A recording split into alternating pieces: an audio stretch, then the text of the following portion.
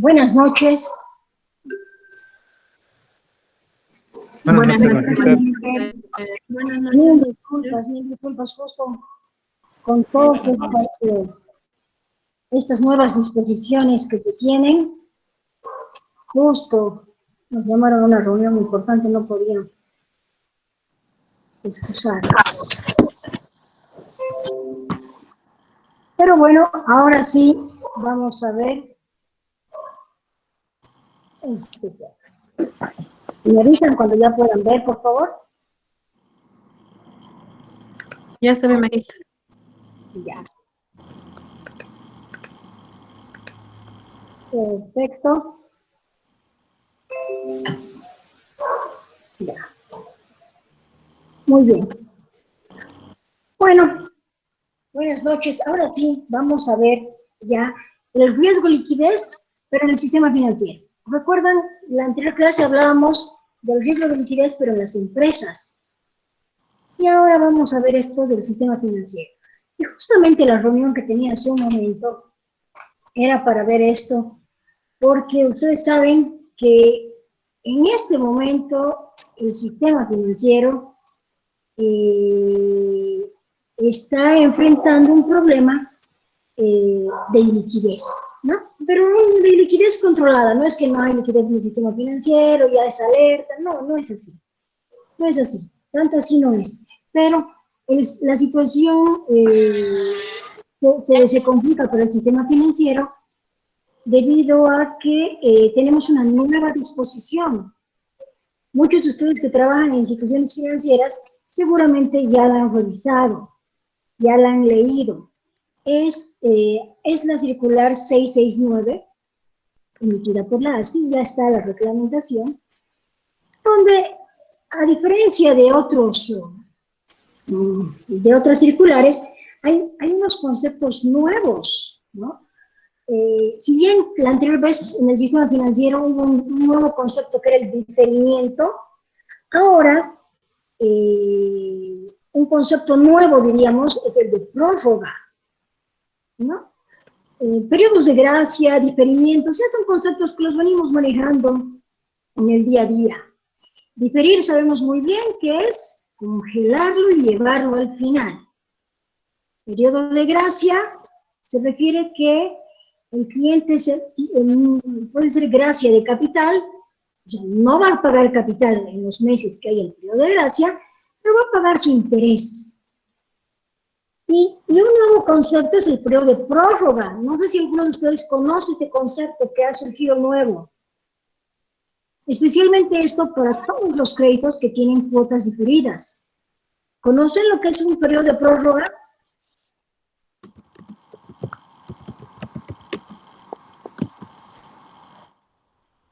¿Escucharon? O quizás también recién van a empezar las capacitaciones. Dime, ¿con quién hablo? Listen, buenas noches. Bueno, yo comprendo que el periodo de prórroga está determinado por un periodo de tiempo que se concede al prestatario para iniciar o reiniciar el pago de su cuota mensual. ¿Ya? ¿Cómo te llamas? Henry Pérez. Henry. Bien, Henry. ¿Alguien más que quiera complementar lo que dice Henry?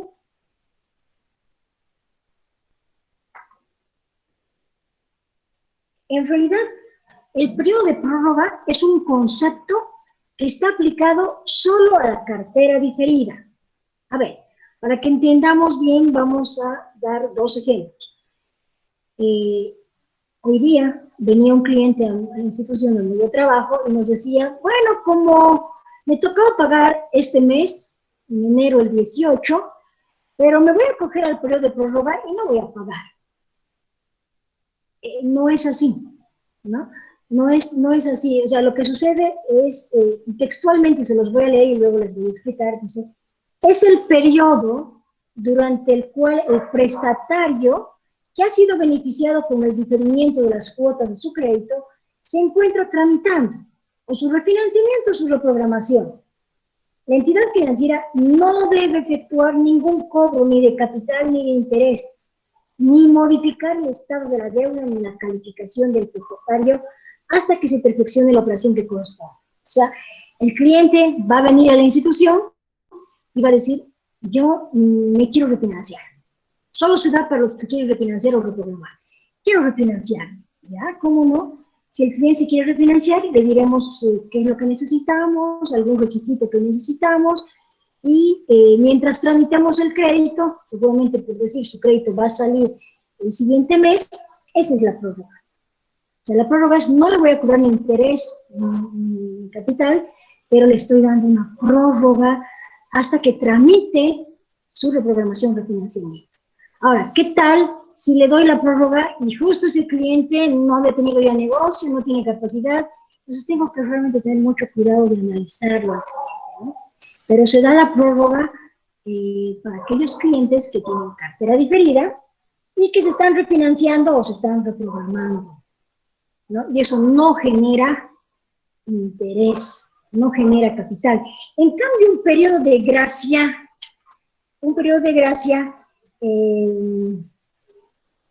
sí genera, pero no paga, ¿no? Durante este tiempo, no puede ser gracia capital, gracia interés, sí se genera, no va a pagar, pero puede ser gracia capital, quiere decir que no va a pagar el capital, pero sí va a pagar el interés, ¿no? Entonces, ese concepto es el nuevo en la prórroga, y yo les decía que las instituciones financieras en su conjunto están en este proceso.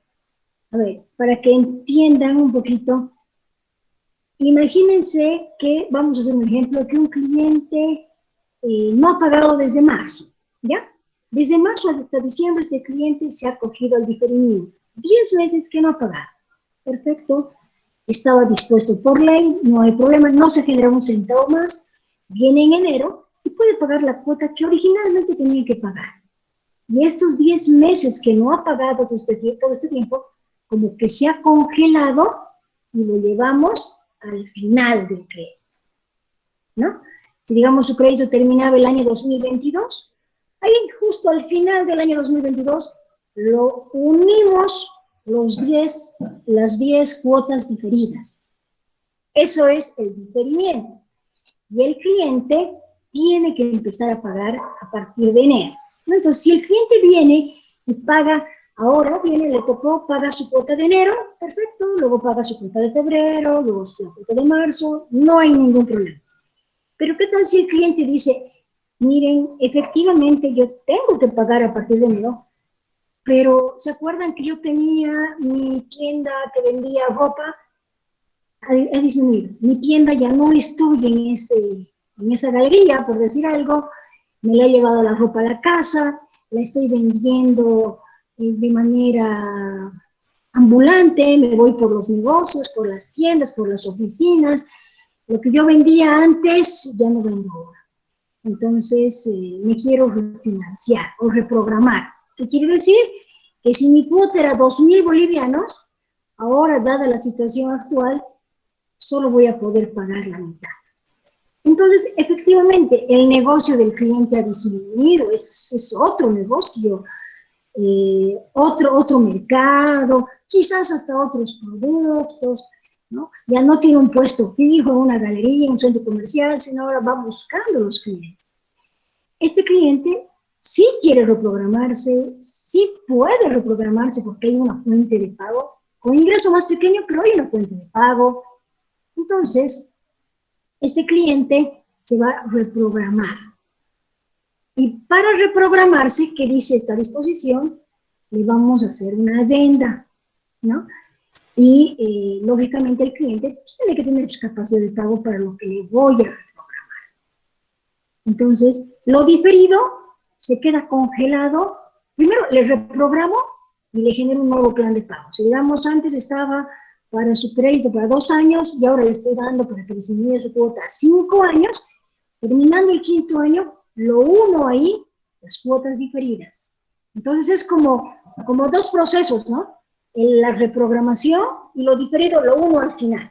Entonces, recuerdan que yo les decía que el sistema financiero está adecuando su sistema, está readecuando prácticamente los sistemas para que se adecúen a esta disposición. Es que es un poquito complicado esto, ¿no? Entonces, esos procesos lo están haciendo las instituciones financieras y bueno, no sé si pues, se puede hacer en el corto plazo, ¿no? Esto va a demorar posiblemente el siguiente mes, ya estemos con esos procesos en todo el sistema financiero. No sé, quizás justamente hablaba ayer uno de ustedes, si no me equivoco, era Félix, que ya estaban con este proceso, me parece muy bien, pero no, creo que no están todas las instituciones, creo que solo algunas están adecuando, la mayoría están readecuando sus sistemas, sus procesos y demás, ¿no? Entonces, este es el problema por el que está pasando en este momento el sistema financiero. Si bien han sido 10 meses que no reciben intereses, ahora en esta nueva disposición dice que se tiene que dar un periodo de gracia de 6 meses. Entonces, 10 meses más 6 meses, wow, ¿no? Ya es bastante tiempo como para que el cliente se haya reactivado. Y bueno, y ese tiempo el sistema financiero no está recibiendo intereses, entonces es ahí donde en algún momento tienen que aplicar sus planes de contingencia, que esto justamente vamos a hablar el día de hoy. ¿No? Entonces, ese es el riesgo de liquidez en el sistema financiero. El sistema financiero está estable, está estable. El ministro de Economía decía, pero sí hemos visto los resultados y tienen liquidez. Efectivamente, pero la carga mensual que están cubriendo es alta y esa liquidez que tienen la están utilizando para dar para colocar créditos en sus clientes, ¿no? Colocar créditos para reactivarlos, para capitalizarlos, para que crezcan, ¿no? Entonces, bueno, eso para ponernos en contexto cómo está el sistema financiero actualmente. Definitivamente, el riesgo de liquidez en el sistema financiero es algo que inherente al negocio del banco. O sea, siempre el riesgo de liquidez en el sistema financiero. Ese es algo inherente al negocio, es algo fruto de su naturaleza, es fruto de su actividad. ¿Están viendo mi presentación? Estoy justo empezando. ¿Sí? Sí, sí, se ve. Perfecto, ya. Entonces, ¿por qué es importante que entendamos principalmente el riesgo de liquidez en una entidad financiera? En las entidades financieras, lo que se refiere a la estructura de los pasivos con respecto a sus fondos propios es mucho menor que cualquier otra empresa. Lógico, ¿no? En los bancos, las instituciones financieras, su mayor pasivo está, pues, no son los fondos propios, está en los ahorristas, ¿no? Si tiene un montón de ahorristas, entonces su estructura es de pasivos con respecto a los fondos propios es mucho menor, ¿no?, que el resto de las empresas.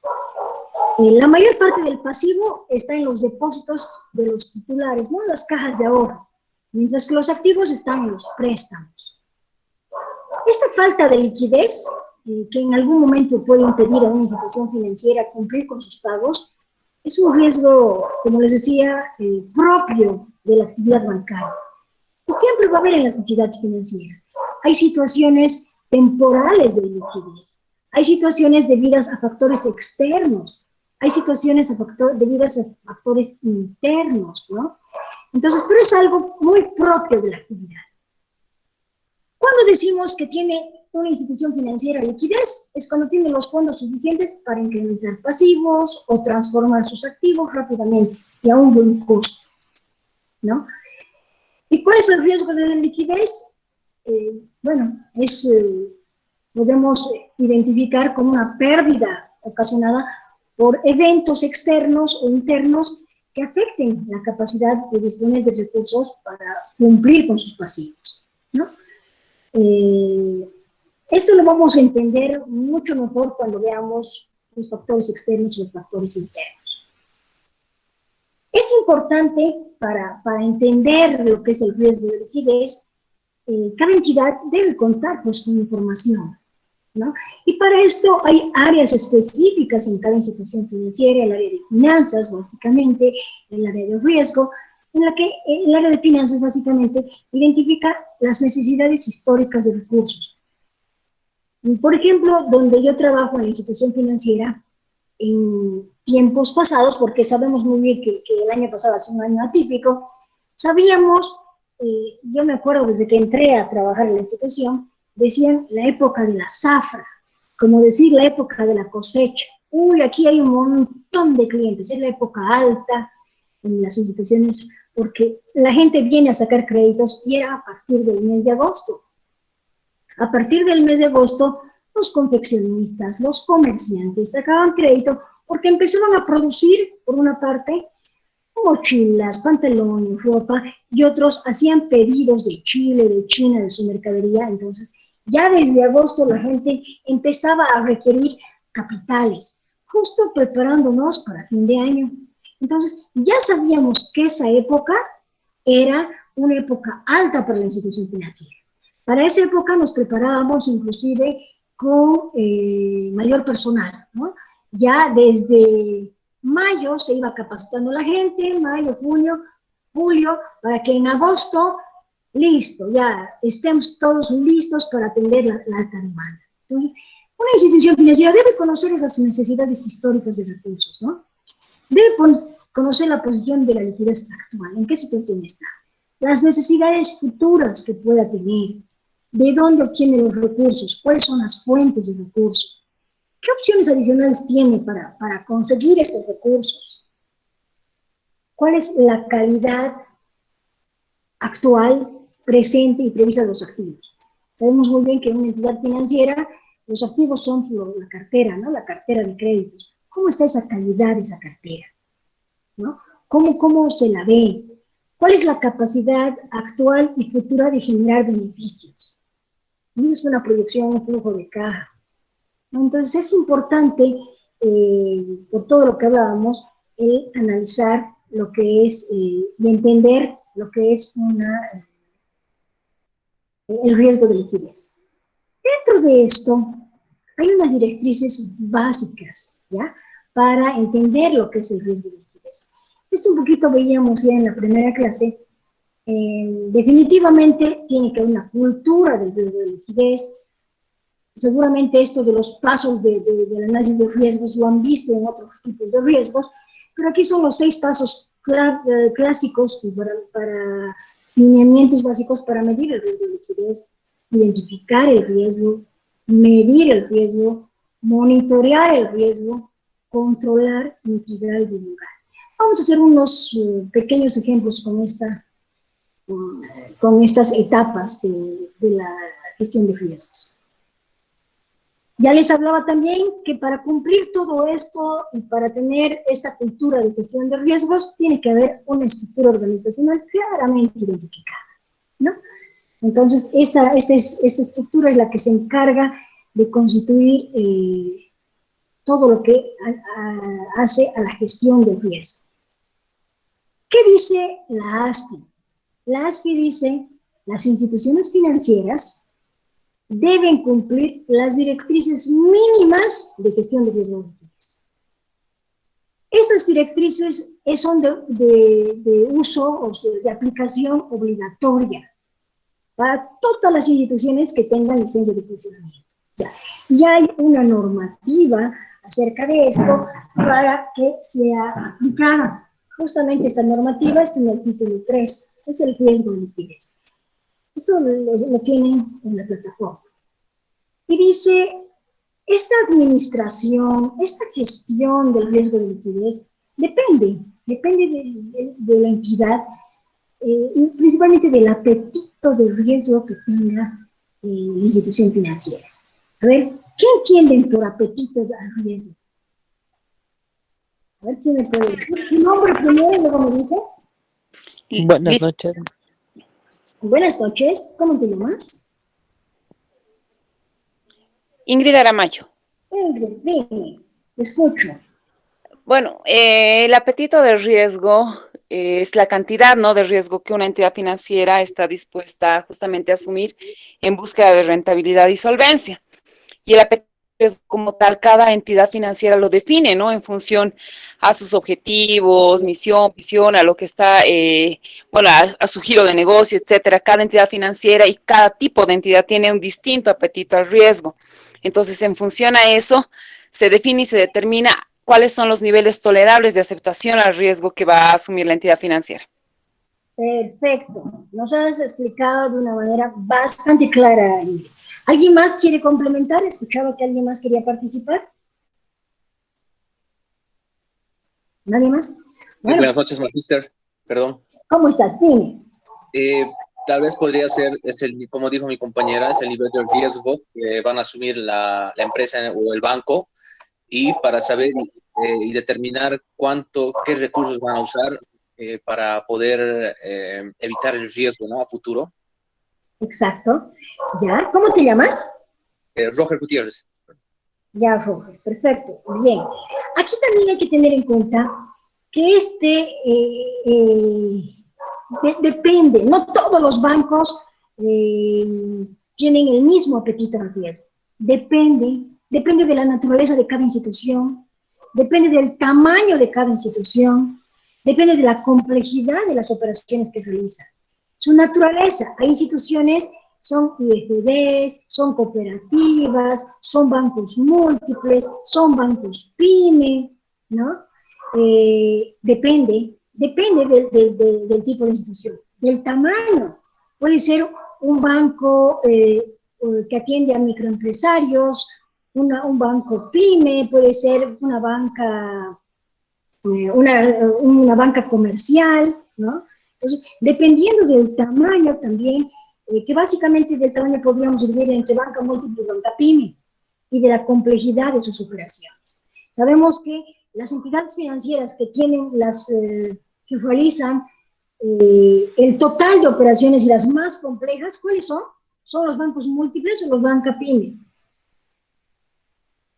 ¿Cuáles son los bancos que realizan todas las operaciones, todo tipo de complejidades?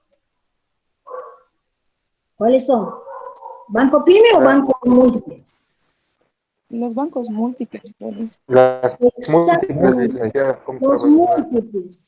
Efectivamente, los bancos múltiples son los que tienen, diríamos, son los más grandes y realizan todo tipo de transacciones y actividades, ¿no?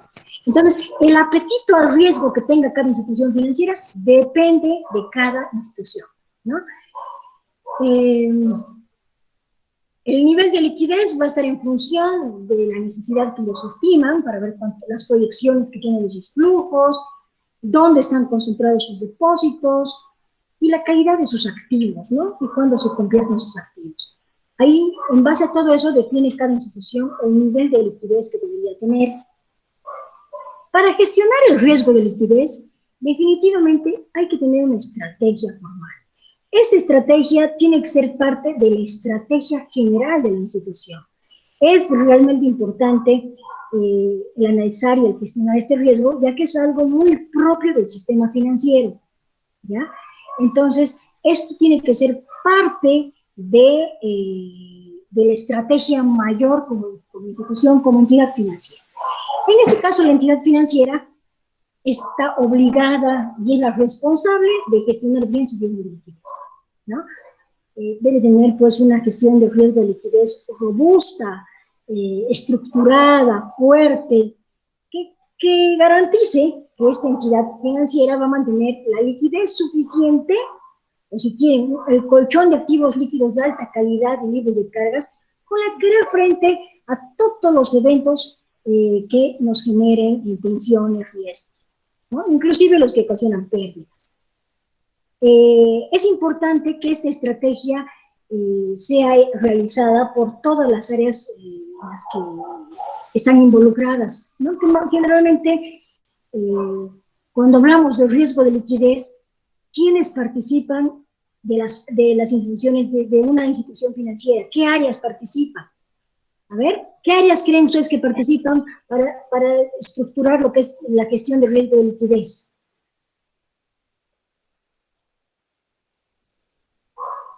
Participa el área de finanzas. Lógico, ¿no? Tiene que analizar los números, las finanzas. Bien. Participa el área de operaciones. Porque el área de operaciones es el que tiene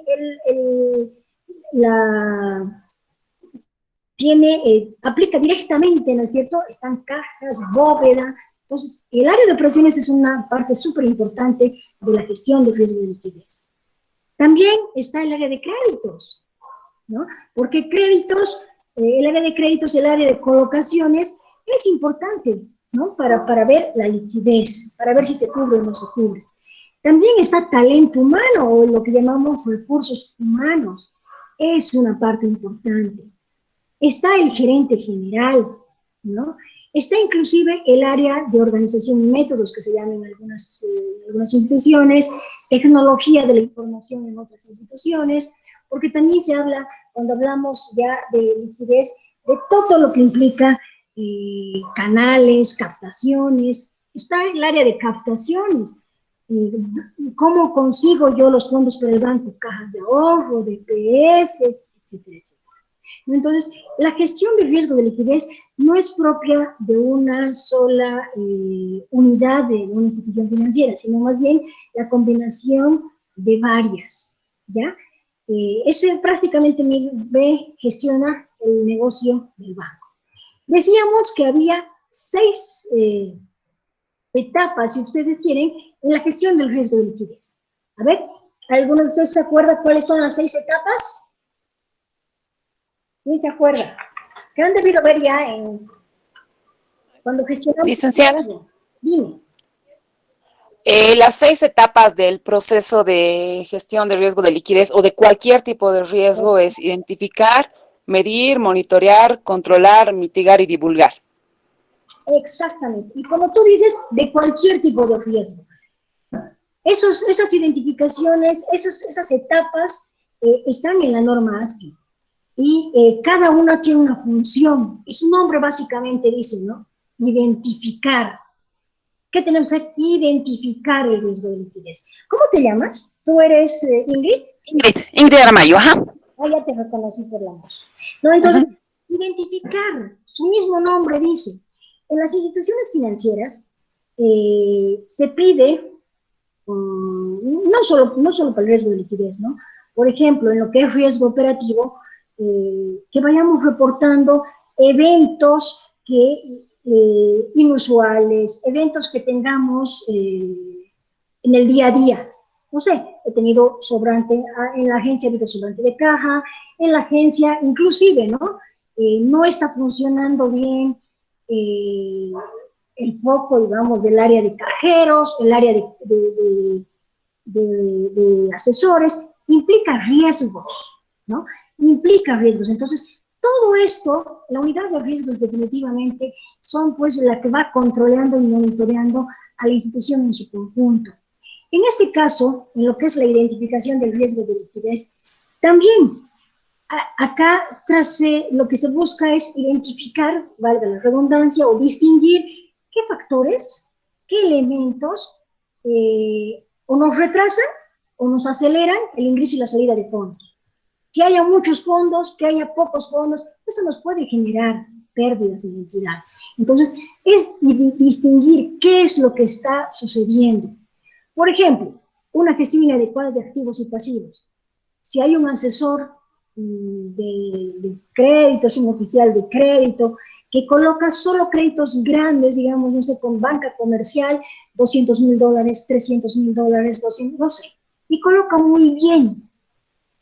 Pero él está en el rubro de colocaciones, bien, y hay captaciones para cubrir esa colocación. Si está colocando $1,000,000, imagino mucho, ¿no? Si está colocando $400,000, por decir en un mes, hay captación, hay la contraparte para esa colocación, está gestionando adecuadamente sus activos y sus pasivos, ¿no? Muchas veces, ¿qué sucede con los asesores? Han perdido o sea, ha ido un cliente, ha venido un cliente y ha sacado su DPF o su caja de ahorro de $300,000 y se ha ido. Entonces, ¿y qué ha pasado? Se le pregunta al asesor, ¿y quién era? Ay, no sé, sacaron, ay, no sé quién sería, a ver, es fulanito de tal, ni idea. Tenemos que gestionar, desde lo más chiquito, así desde el asesor. En estos momentos, tanto colocación como captación en las instituciones financieras son los 2 pilares fundamentales. Está más o menos, ¿quieres colocar $100,000 este mes? En 10 operaciones, 8, 15, las que sean. Para colocar eso, tienes que gestionar también tus pasivos. O sea, tienes que lograr una captación de por lo menos $200.000. Captas $200.000, colocas $100.000. Porque si no, no hay una gestión adecuada, ¿no? Hay que identificar si hay una excesiva concentración de desembolsos en ciertos periodos de baja liquidez, ¿no? Hay que identificar, porque ya nos va a hacer variar el indicador. Entonces, hay que identificar. Hay que estructurar los plazos con brechas negativas muy pronunciadas, ¿no? Cuando los activos son más que los pasivos, o con los pasivos más que los activos, cuando hay esas brechas muy pronunciadas, debemos identificar. Cuando hay un elevado nivel de concentración de captaciones, también es algo que no es usual, hay que identificar. Yo recuerdo, cuando yo trabajaba de gerente de agencia en Sacaba, allá en la provincia de Sacaba, Sacaba es en Cochabamba, ya trabajábamos con captaciones y yo, bueno, empezamos a captar y promocionábamos y todo. Y mi agencia ganó el trofeo por ser la agencia más captadora. Y seguíamos captando, ya ganamos el trofeo, pero nos llegaban captaciones y captaciones, pero ahí seguramente se generó una alerta, ¿no? Y me dijeron, ya, suficiente, no podemos captar más, y estaban identificando que como la agencia estaba, no sé, por el lado del Chapar, que esas captaciones podían traernos cierto problema. Y me dijeron inclusive, tenemos que parar captaciones, no está bien algo, no sé, seguramente ya el área de riesgos identificó y fue a revisar y verificar de dónde son esas captaciones, que no sea de lavado, ¿no? Entonces, ese es el rol del área de riesgos, identificar esos niveles, esos descalces que hay pronunciados. También la identificación puede ser por causas exógenas, no sé, debido a la coyuntura económica, como el deterioro de los sectores económicos, o el surgimiento de rumores que generen pánico, crisis. El área de riesgos continuamente lanza alertas, ¿no? Aquí, por ejemplo, de un sector económico, una alerta que se tiene en el sistema financiero es el área de riesgos de las instituciones financieras que han lanzado su alerta, han identificado que hay un posible riesgo de liquidez, es, por ejemplo, no podemos dar créditos a los que venden ropa usada. ¿Por qué? Porque hay una disposición de la ropa usada, entonces riesgos identifica que ese es un sector en riesgo. Cualquier rato van a frenar esto de la ropa usada, ropa americana, o sectores en riesgo puede ser el sector del transporte libre. Es un sector de riesgo. Todo el mundo tiene ahora transporte y es libre. No tienes una ruta fija, no tienes un sindicato, no tienes una línea. Es un sector en riesgo, ¿no? Entonces, el área de riesgos va identificando y lanzando alertas a la institución financiera de ciertas áreas que va viendo, ¿no? A ciertos sectores, ciertas áreas, algunos rumores, ¿no? Continuamente va inclusive verificando hasta en los asesores, ese ya es otro tipo de riesgo, pero cómo están evaluando el riesgo crediticio, ¿no? Cómo estás evaluando, qué estás considerando en tu evaluación, qué variables estás considerando. Deberías considerar y pedir estos respaldos. Esto afecta directamente a la capacidad de pago.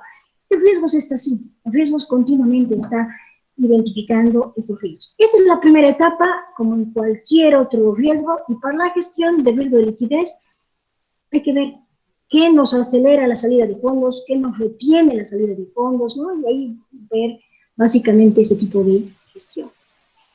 Mensualmente hace un análisis de todos los factores, cualitativos, cuantitativos, internos, externos, ¿no? Para determinar los procedimientos, los comportamientos que se tengan, ¿no?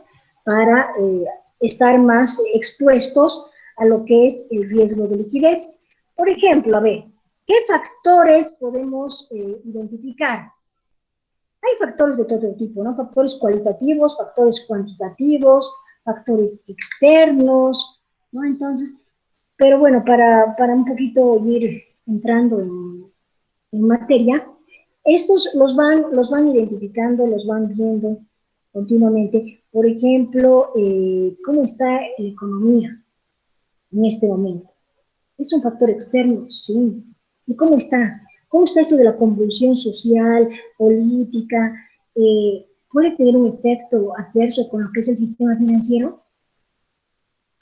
Son factores externos ahora tan importantes, la verdad, ¿no? Ha reducido la liquidez en el sistema financiero.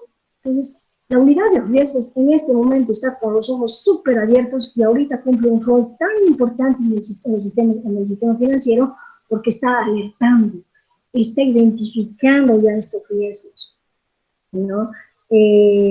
A veces en periodos preelectorales, postelectorales, también es un factor externo, ¿no? O una crisis financiera internacional es un factor externo, ¿no? Y los factores internos a veces, no sé, una institución financiera que tenía una calificación ya disminuyó la calificación. Es un factor interno de liquidez. El público en general puede decir, ¿por qué ha bajado su calificación? ¿Está sucediendo esto? ¿Qué ha pasado con esa institución? ¿Por qué está bajando su calificación? Es un factor interno que nos puede generar un riesgo de liquidez. Y eso es lo que se tiene que identificar. O rumores, ¿no? A veces hay rumores de que el accionista, el más grande, digamos, ¿no? de la institución financiera, está vendiendo sus acciones, se está yendo de la institución, lo está vendiendo. ¿Por qué lo está vendiendo el banco? ¿Por qué? ¿Qué ha pasado? ¿Qué va a pasar con ese banco? Es un riesgo, nos puede generar, es un factor interno que nos puede generar un riesgo de liquidez, ¿no? Entonces, ese tipo de factores hay que estar atentos, ¿no? Estos factores los vamos a ir viendo ya cuando veamos también el plan de contingencia. Hay que estar atentos a estos factores para determinar elementos que puedan incrementar este riesgo de liquidez en la entidad financiera, ¿no? Esto tanto en los productos que se tienen como también en operaciones existentes por iniciativas nuevas, así como instrumentos electrónicos de pago. Ahora también eso también se tiene que ver, ¿no? Los instrumentos electrónicos de pago. La segunda etapa, una vez que el área de riesgos identifica el riesgo de liquidez, definitivamente hay que medirlo, ¿no? No se queda en solo en identificar. La medición es realmente importante. Cada institución financiera tiene su estructura organizativa que va a medir este riesgo. La forma, la metodología, el método, quién va a ser, quiénes son los responsables, cada cuánto van a hacer esas mediciones, etcétera, etcétera, las define el comité de riesgos, el directorio, la instancia que se tenga para hacer esto. Por ejemplo, en este momento están midiendo el índice de liquidez en la mañana, a mediodía y en la noche, cosa de que antes no era tan seguido. ¿Por qué? Porque estamos tan expuestos a que está saliendo los créditos, está entrando, están pagando, no están pagando, hay cajas de ahorro, hay DPF, entonces la medición, la periodicidad, quién va a medir, con qué metodología, qué indicadores se van a utilizar, lo define el área, el directorio, la unidad de riesgos, el comité de riesgos, ¿no? La instancia que se defina dentro de su estructura. Pero sí hay basados en una metodología, ¿no? En esta medición se basan en esta metodología, definen la periodicidad inclusive de esas mediciones, ¿no? Y esto es, si bien lo hace el directorio de un comité, esto está bien establecido en sus políticas de liquidez. El comité de riesgos, que es una instancia que puede haber en una institución o a veces el directorio, cada institución tiene su propia unidad, define, propone al directorio los límites a los que se debe exponer el riesgo. Los límites deben estar No es que ellos dicen, no, debe estar definido de acuerdo a la unidad de riesgos, ¿no? De acuerdo a la estrategia, de acuerdo a cómo es la institución, de acuerdo también a la normativa, ¿no? Entonces, aquí lo que hacen en esta etapa es medir todo lo que se ha planteado en la estructura final. Hay que ver los ratios, hay indicadores de todo tipo. Los ratios los más utilizados, hay un ratio mínimo de activos de liquidez sobre pasivos de corto plazo, es lo mínimo que debería tener de liquidez. Los ratios de máxima concentración de depósitos, por moneda, por modalidad, por depositante, por cliente, etcétera, etcétera. Las brechas de liquidez acumulada negativa y otros que decida la institución financiera. Hay, de acuerdo a la metodología, al método, a la periodicidad que tenga cada institución financiera, decide qué ratios, qué indicadores va a utilizar. Los ratios más, podríamos decir, los que se están usando en las instituciones financieras, pueden ser estos o pueden ser otros, hay sí algunos que los utilizan todas las instituciones como la liquidez diaria, ¿no? Es importante ir midiendo la liquidez diaria. ¿Para qué? Para que se cuente con información en el momento, ¿no? Oportuna. Para que de acuerdo a esto ya tomen decisiones, identifiquen y tomen decisiones a tiempo, ¿no? Vamos a ver enseguida cómo medimos esta liquidez diaria. La posición de liquidez estructural consiste en considerar los activos líquidos y los pasivos a corto plazo a una fecha determinada. Es un ratio financiero. Activos circulantes, pasivos circulantes. Proyecciones del flujo de caja, también, para ver las épocas en las que se requiere mayor liquidez, ¿no? Las brechas de calce de plazos. Esto es lo que se conoce como bandas de tiempo. También estos son por fechas determinadas. Viendo ya estos ratios, estos indicadores, también está ya la tercera etapa, el control. Primero se identifican los riesgos. Una vez que se han identificado los riesgos, ¿qué hemos dicho? ¿Cuál es la segunda etapa? Se miden los riesgos, ¿verdad? Se identifican los riesgos, se miden los riesgos, para esto basado en sus propias metodologías, sus métodos y demás, y luego se tiene el control. ¿Cuáles son los ratios mínimos? Esto que les voy a mostrar son ratios de algunas instituciones promedio, que bueno, esto es simplemente enunciativo. Puede ser instituciones que tengan un poco más, un poco menos. El ratio mínimo de liquidez, ese tiene que estar definido por moneda, en dólares o en bolivianos, y el consolidado, ¿no? Esto es con el perfil del segmento que está atendiendo la entidad.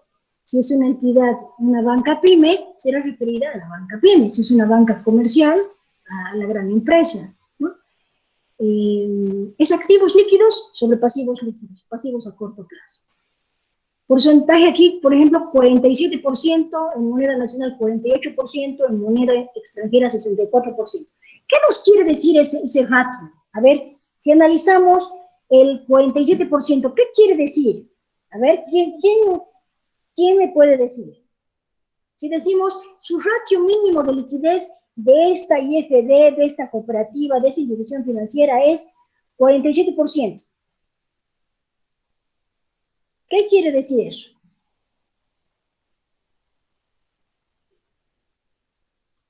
¿Cuánto tuviera que ser el activo sobre el pasivo? Para hacer un ejemplo simplemente.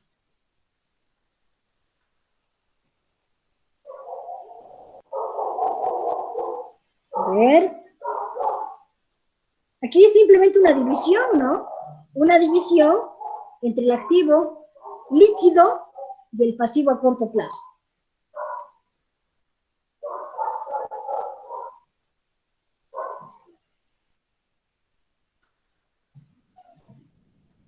¿Cuánto tuviera que ser? Lo ideal sería, Magister, dos activos contra un pasivo, ¿no? Es lo que se maneja a nivel, si tú quieres micro. Si vas a colocar, deberías tener por lo menos por lo menos deberías tener, captar el doble, ¿no? Eso es lo que se dice. A ver, por ejemplo, para que hagamos un ejemplito, si digamos,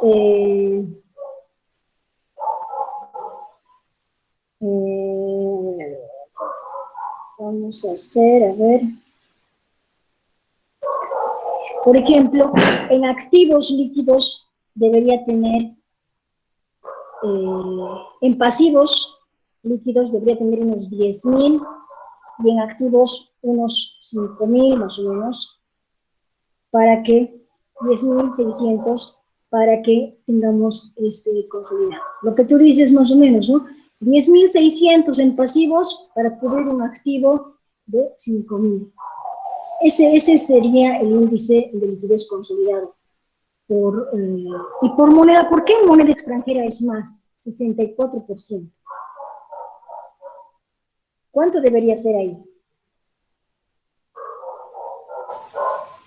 Fíjense que en moneda nacional es 48% y en moneda extranjera es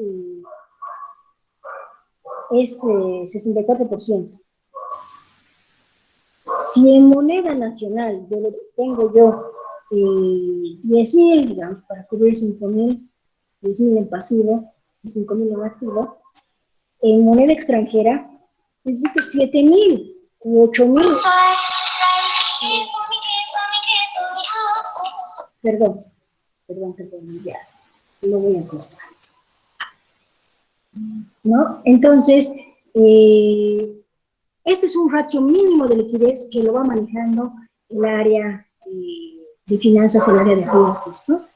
Esto se define por moneda y también el consolidado. Otro concepto es la brecha. Los activos a 30 días menos los pasivos a 30 días. Aquí 30 es 30 días, por favor. Menos pasivos a 30 días tiene que ser mayor a 0, ¿no? Estos son brechas, son indicadores que van disminuyendo el riesgo de liquidez. Otros indicadores que utilizan es obligaciones con el público, vista sobre obligaciones con el público. Esto pero solamente es para las entidades que tienen cuenta corriente. Por ejemplo, donde yo trabajo no hay cuenta corriente, entonces este indicador no aplicaría.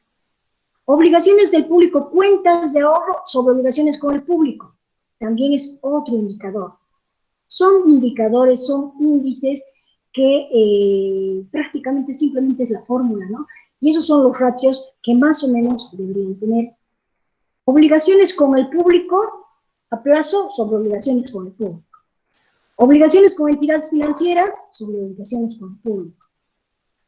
Concentración por el tipo de depositantes. Y son depósitos de clientes institucionales respecto a obligaciones con el público.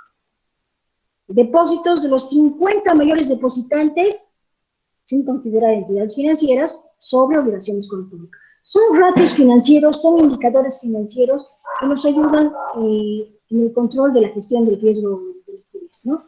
Y si se dan cuenta, todos estos salen por tipo de moneda, por bolivianos, por dólares y el consolidado, ¿no? Van saliendo de esa manera. Hay límites legales también, pero estos límites legales ya están según la ley de servicios financieros, ¿no? Por ejemplo, dice el margen de concentración por entidad financiera sobre el capital regulatorio. De acuerdo a ley, no puede exceder el 20%, ¿no? Obligaciones con entidades financieras sobre el capital regulatorio. Una vez, hasta uno puede ser ese capital regulatorio, pero podrá ser 2 veces si está autorizado por la ASE. Entonces, estos son ya un poquito más lo que son las interpretaciones. Otro indicador de control es el límite para inversiones y depósitos a la vista en el exterior. La suma total de todas las inversiones en DPF, títulos valores, depósitos a la vista, no pueden ser mayores al 15% de su capital regulatorio. Todo lo que son inversiones, todo lo que es del exterior, máximo 15% de su capital regulatorio. Estos son ya límites legales, ¿no? En todos estos casos se puede excepcionar No puede haber excepciones, menos en lo que son los clínicos legales. Como eso ya está por norma, no podríamos decir que las inversiones del exterior sean el 20% del capital regulatorio con excepción. No, la norma ya establece que eso es 15%. Entonces, ¿qué hace la unidad de riesgos? Presenta al comité de riesgos los datos y ahí ellos, si no están dentro de esos rangos permitidos, les da un plazo para que se realice la regularización. Informa este comité de riesgos del directorio si es que se ha accedido en alguno de estos ratios, si eso puede generar posibles pérdidas del riesgo de liquidez y qué tiempo más se pretende que se va a estar excedido. O sea, ya se le va informando porque ya son ratios de control. Entonces, esto lo maneja bien a detalle el área de riesgos. Aquí tenemos un funcionario que trabaja en riesgos. Si no me equivoco, es Félix Ramírez. ¿Félix? Creo que ya. Perdón, un segundito, por favor.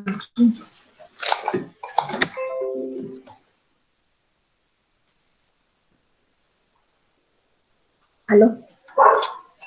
¿Aló? ¿Cómo estás? ¿Qué tal? Bien. Ah, sí. Sí, sí, sí. No. O sea, es que van a ser el hecho para los tiempos para cuándo es.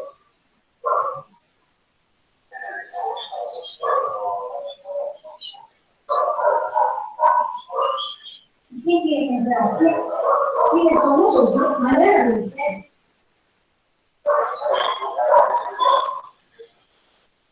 No, mañana lo dice. Ya está listo. Ya.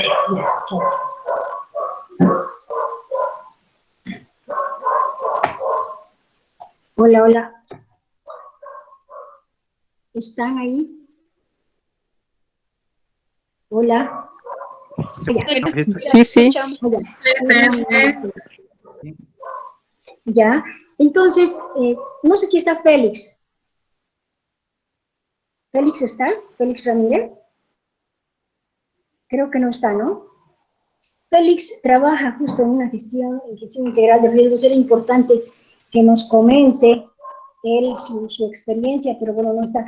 ¿Alguno de ustedes también trabaja en el área de riesgos?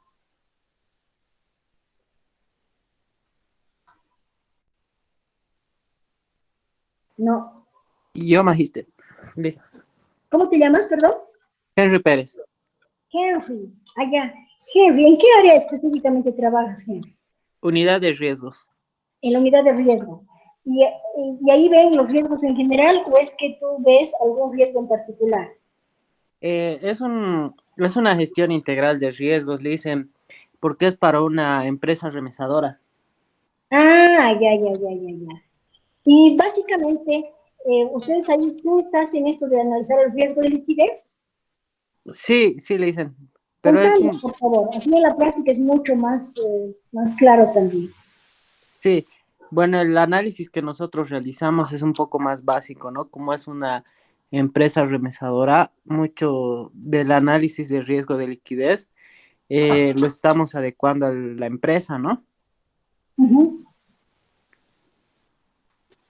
Ya. ¿Y qué haces tú básicamente?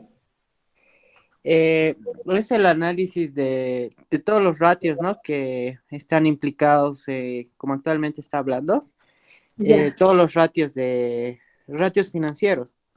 Ese es el análisis básico que hacemos. Ya. ¿Y qué ratios son los que más utilizan?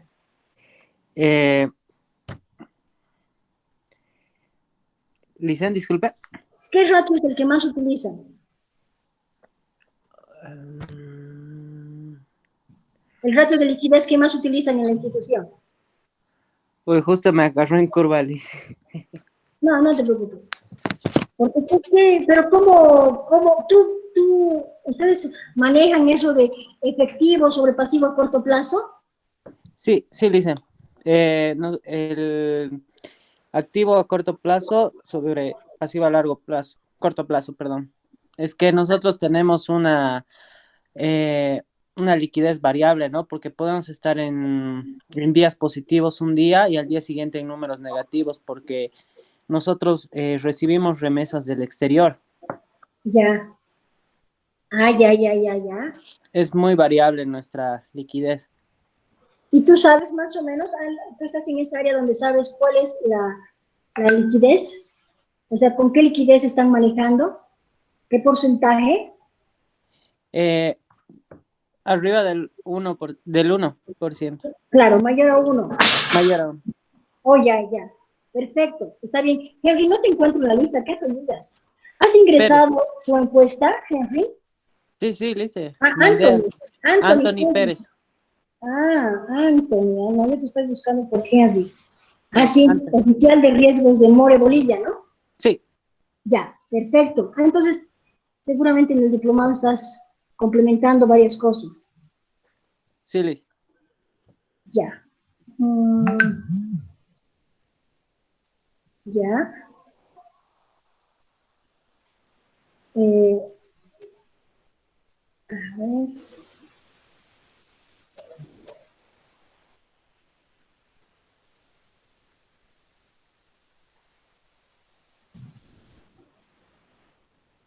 Ya, bueno, vamos a continuar.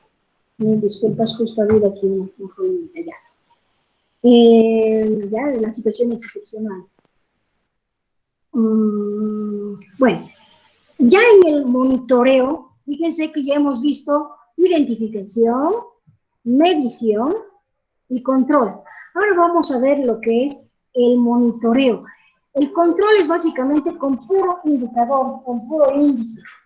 Ahora, viendo ya el monitoreo, que esta parte es bastante interesante, eh,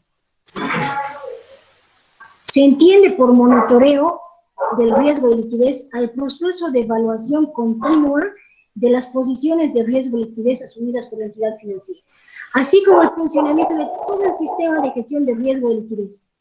Este proceso ayuda a detectar y corregir tempranamente las deficiencias que podrían existir en las políticas, en los procesos, procedimientos.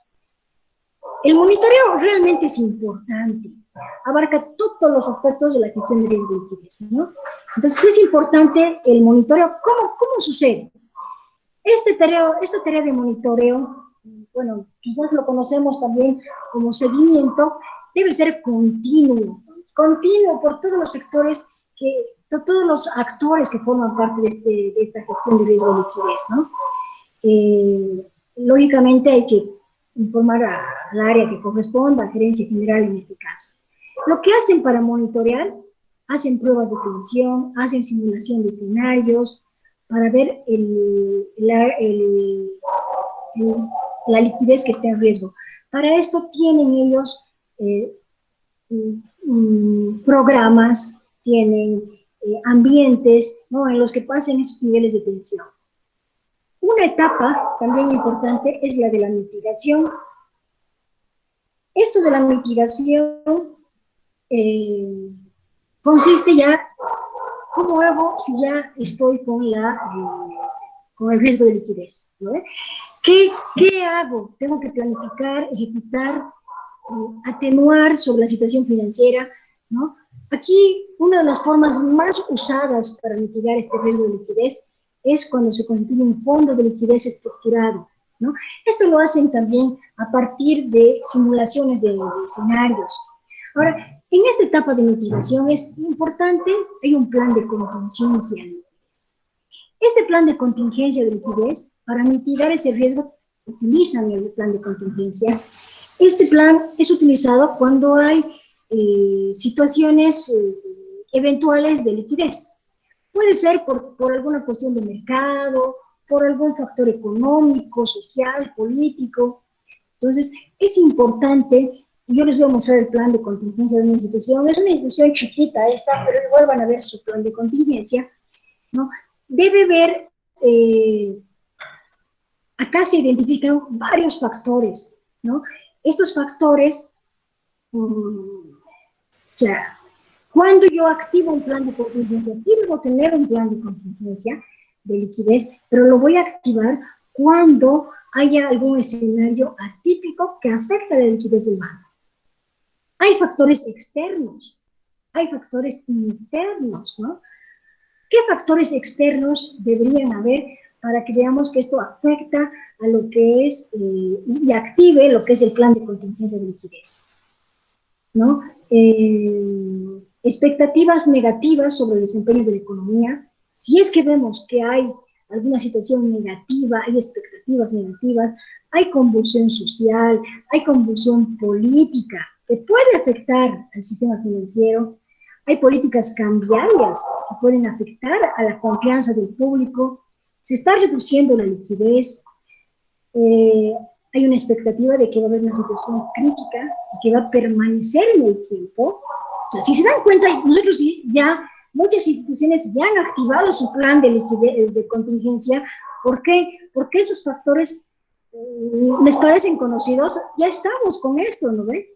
Ha habido convulsión social en octubre, en noviembre, ha reducido la liquidez en las instituciones financieras, hay expectativas negativas de lo que es el desempeño de la economía, ¿no? Y ahí pareciera que esto va a permanecer en el tiempo, ¿no? Entonces, definitivamente hay una incertidumbre en la población para acerca de la estabilidad económica del país. Entonces, todos estos factores hacen que se active el plan de contingencia. ¿Ustedes creen que ya se han activado el plan de contingencia en las instituciones?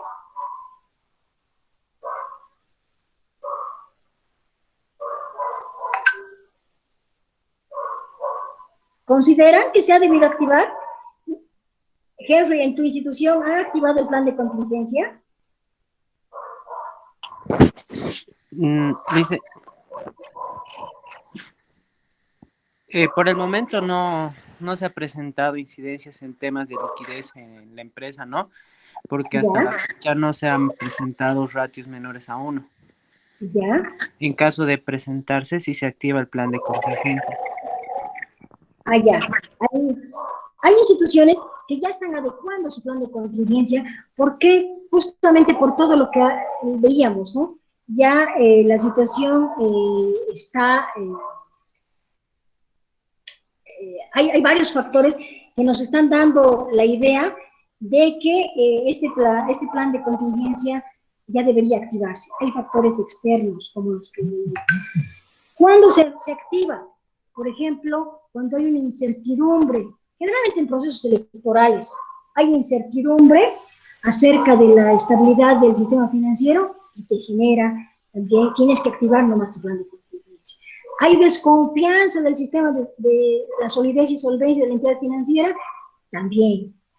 Hay expectativas adversas sobre cambios económicos, políticos, hay restricciones normativas a la captación de ahorros, hay regulaciones para la salida de fondos de Asia y del país. Entonces, ese tipo de elementos hacen que se active el plan de contingencia. Y el plan de contingencia es cuando vamos a mitigar si hubiera algún riesgo, ¿no?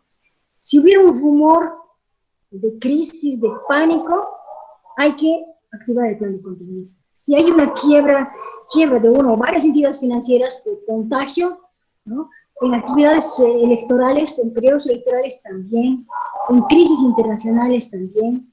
Todo lo que hablábamos se refiere a factores externos, pero también hay factores internos, ¿no? Que hacen que este plan de contingencia se active para mitigar este riesgo de liquidez. No sé, rumores negativos que afectan la imagen institucional. ¿Se acuerdan las corridas de que están sacando la plata de los bancos, no sé qué? Que haya reducido su calificación de riesgo.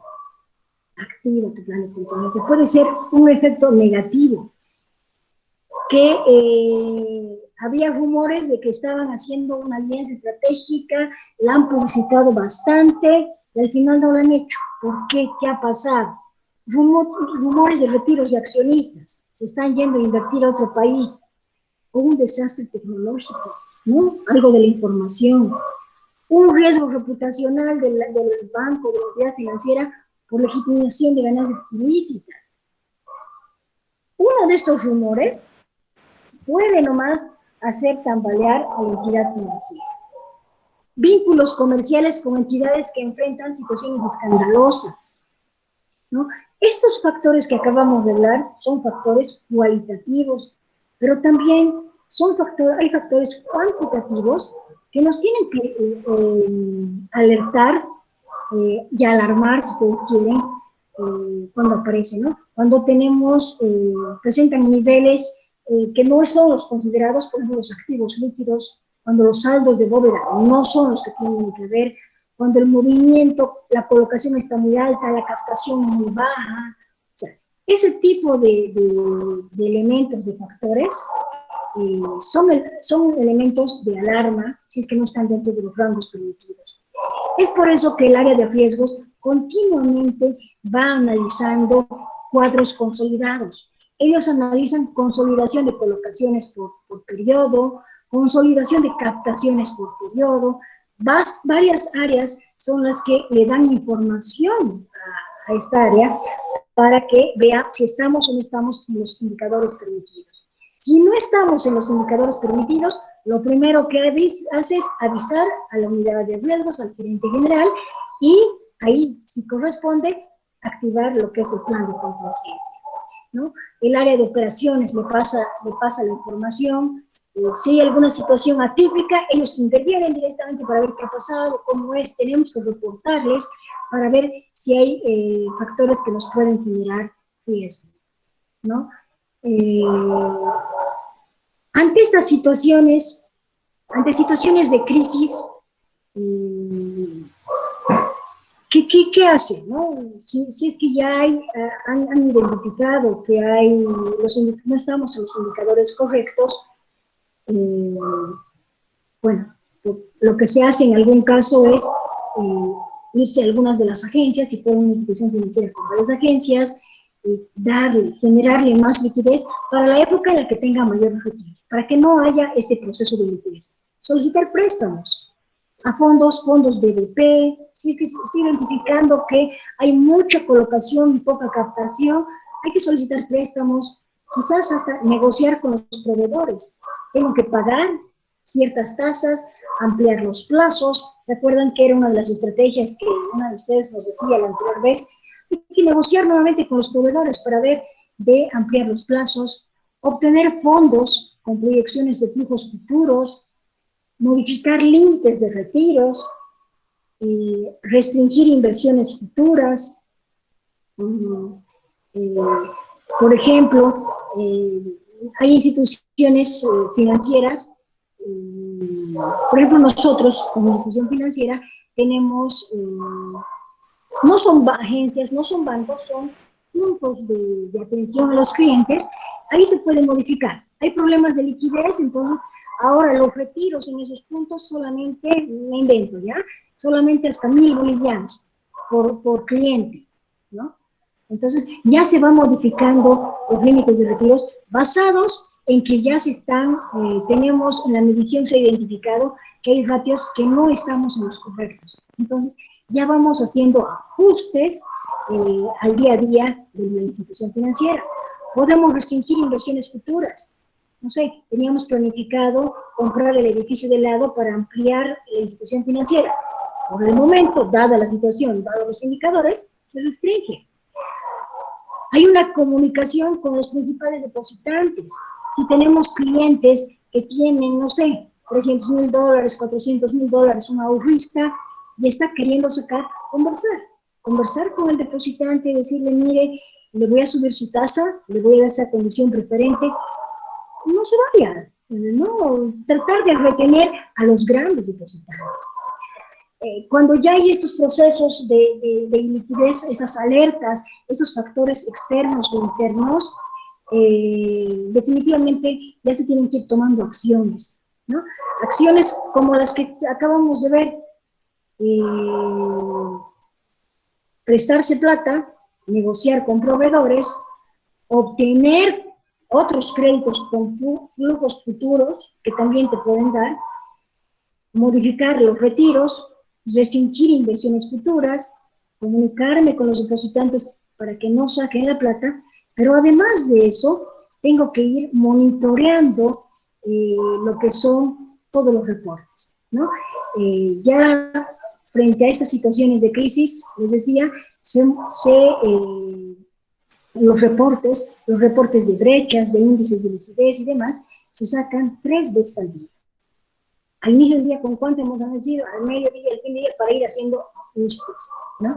Y hay que ir recopilando información de las agencias, de los puntos, de todas las sucursales, de los aspectos relevantes. Hay que estar, como dicen, con una escucha activa y hay que estar con los ojos bien abiertos ante estas situaciones de liquidez. Y monitorear y estresar las variables, ir testeando para saber que no nos estemos saliendo de los ratios que hemos definido en nuestra estrategia general.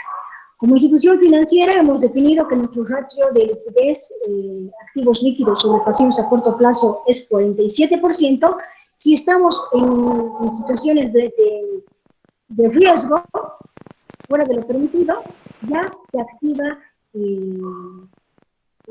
estas alertas, ya el área de riesgo se empieza a gestionar si es necesario mitigar, ¿no? Ahora, yo les voy a mostrar, bueno, podemos terminar lo que es la divulgación, que es la última etapa, y luego les voy a mostrar el plan de contingencia de una institución, para que lo veamos y sepamos cómo se estructura, cómo es, ¿no? Es una institución pequeña, pero nos va a servir de ejemplo. Esto de la divulgación es la última etapa de todo este proceso de gestión de riesgo de liquidez. Ahora, la información es clave y hay que distribuirla, pero de manera apropiada. Cada quien, al que corresponda, puede ser al directorio, al gerente, a ciertos jefes de ciertas áreas, o a clientes, o a proveedores, o a los reguladores, en este caso la ASFE, o a los accionistas, ¿no? Esta información que se va a divulgar, que es de la gestión de riesgo de liquidez, no solo es información cuantitativa, ¿no? Es información cuantitativa y también habla operativa, ¿no? Financiera y operativa. Hay que mandar la información como está en la norma, ¿no? Siguiendo todo el proceso. Esta distribución, bueno, tiene que ser apropiada, veraz, oportuna, real, objetiva, ¿no? Entonces, es importante hacer esta distribución. Ahora, la información, ¿qué tipo de información maneja el área de riesgos y cómo la tiene que distribuir? La información la clasifican en 3. Confidencial, reservada, pública. La información confidencial, ya en esta etapa de lo que es la divulgación, que es la última etapa, el último eslabón, es la información de alto nivel, ¿ya? Esto se da a un cierto número de personas, ¿ya? No es a todos. En este caso, esta información confidencial puede ser a gerente general, a gerente nacional, a gerentes nacionales. Cuando divulgamos la información, también tenemos que considerar que tenemos información reservada. Esto está también, es para ciertas áreas, normalmente es el área de organización y métodos o el área de operaciones. Y la divulgación, o sea, el paso de esta información a una entidad externa también tiene que ser autorizado.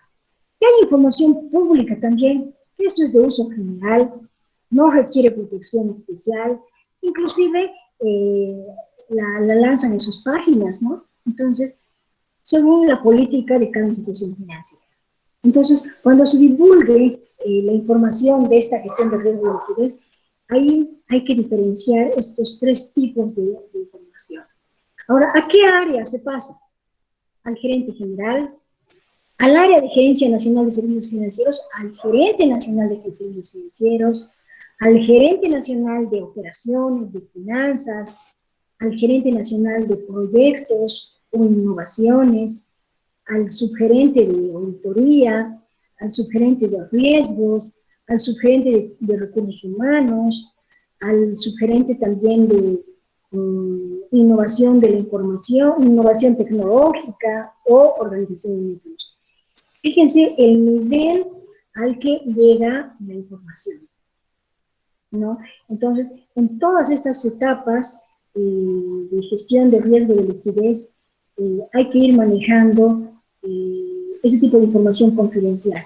Muy difícilmente se tiene acceso a esta información porque son estas áreas las que manejan esa información crítica de la institución, ¿no? Un puntito para complementar lo anterior, porque lo que hemos hecho ahorita es ver las etapas de la gestión de riesgo de liquidez. Ya hemos ido viendo en cada etapa cómo debería ser, pero algo que dice en la norma, en el título 3, que también es importante que lo veamos, dice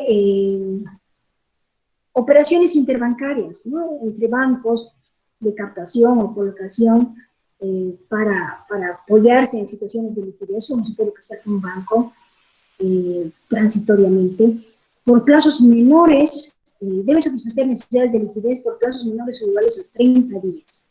Por 30 días puede haber esas transferencias interbancarias, esas operaciones interbancarias.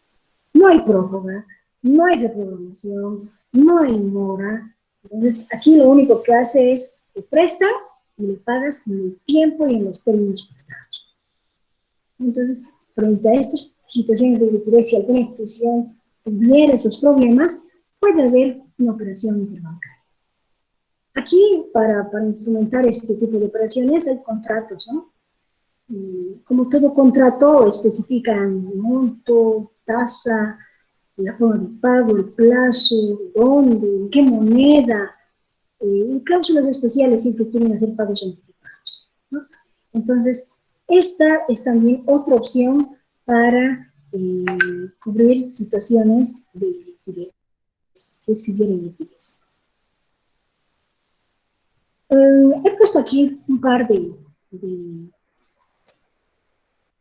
publicaciones del periódico Aquí La Razón, para que veamos cómo están viendo la liquidez en el sistema financiero reciente. Esto, miren, es del 1 de enero de 2021. Y se los voy a leer, ¿ya? Para que sepamos cómo está viendo desde el área del Ministerio de Economía, desde la ASFI, cómo ven. ¿Ve que hay o no hay liquidez en el sistema financiero? ¿Cómo lo ven ellos?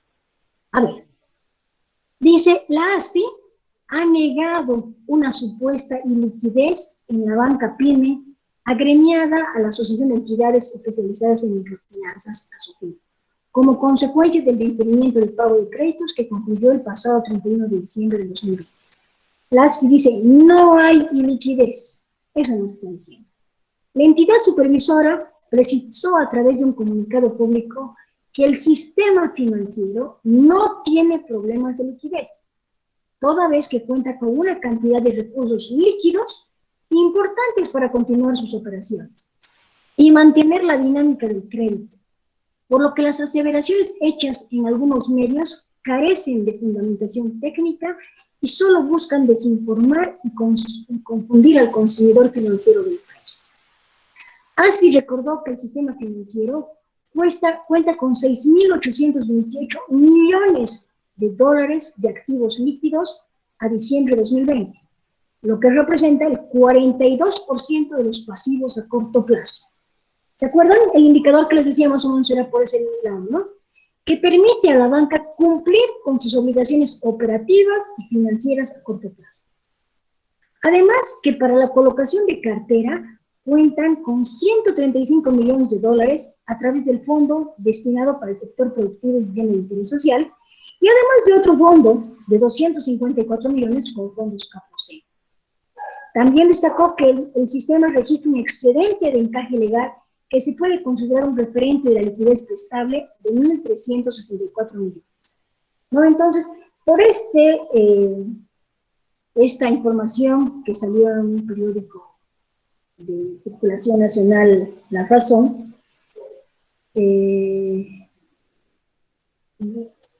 identifican claramente que las instituciones financieras no tienen, no están en una supuesta liquidez, ¿no? No hay liquidez. ¿No? Entonces, aquí es importante conocer esto, ¿no? Esto lo están viendo ellos desde fuera y nos dan números, ¿no? Nos dicen que ese indicador que decíamos, que era activos líquidos sobre pasivos a corto plazo, está en el 42%. Entonces, es un margen permitido, es un margen consolidado, seguramente de ambas monedas, que nos dice que hay liquidez, que no hay institución de liquidez. Y dice que han tenido dos fondos, ¿no? Este fondo para los créditos productivos y de vivienda social y el fondo Caprocen, ¿no? Entonces, no habría. Otro anuncio del 14 de enero de 2021 también, que me pareció interesante, que por eso se los transmito, dice: el ministro de Economía y Finanzas Públicas, Marcelo Montenegro, que se ha hecho ya súper conocido, ¿no? Aseguró este jueves que el periodo de gracia de 6 meses establecido para los prestatarios que refinancien o reprogramen sus créditos no pone en riesgo la liquidez del sistema financiero, como asegura Asoban. La autoridad dijo que el total del crédito diferido por efectos de la pandemia solo representa 10% del total de la cartera del sistema financiero, y no como aseguró Asoban, sobre que representa el total, o sea, una pérdida de 4.000 millones de dólares. Todos los microcréditos son pequeños montos, pero el volumen de personas es más grande. El volumen de cartera es relativamente pequeño, es el 11% del sistema financiero. No creemos que la liquidez del sistema se caiga, como está señalando Asoban. Además, indicó que no todos los prestatarios optarán por un periodo de gracia, por lo que muchos no reprogramarán o refinanciarán sus créditos, lo que garantizará a que haya la suficiente liquidez para atender la demanda de otros préstamos. Entonces, por este lado podemos ver que, si bien los que trabajamos en instituciones financieras estamos preocupados, y quizás los empleados, ¿no?, del sistema financiero, porque si no hay liquidez, ¿cómo cubren su gasto operativo? Nos preocupa un poco la estabilidad laboral, ¿no es cierto? Pero desde afuera ven que sí hay la suficiente liquidez, que no nos va a afectar, que además hay otros fondos que han llegado a las instituciones financieras como para que no haya esto. Entonces, yo quería mostrarles esto desde ambos lados, ¿no? Desde el lado como institución financiera y lo que ve desde la reguladora, ¿no? Desde la ASI. ¿Ustedes qué identifican? Les voy a mostrar ahorita este plan de contingencia. ¿Ustedes cómo identifican? ¿Qué identifican? ¿Cómo ven los que trabajan en institución financiera? ¿Identifican que puede haber un problema de liquidez o no?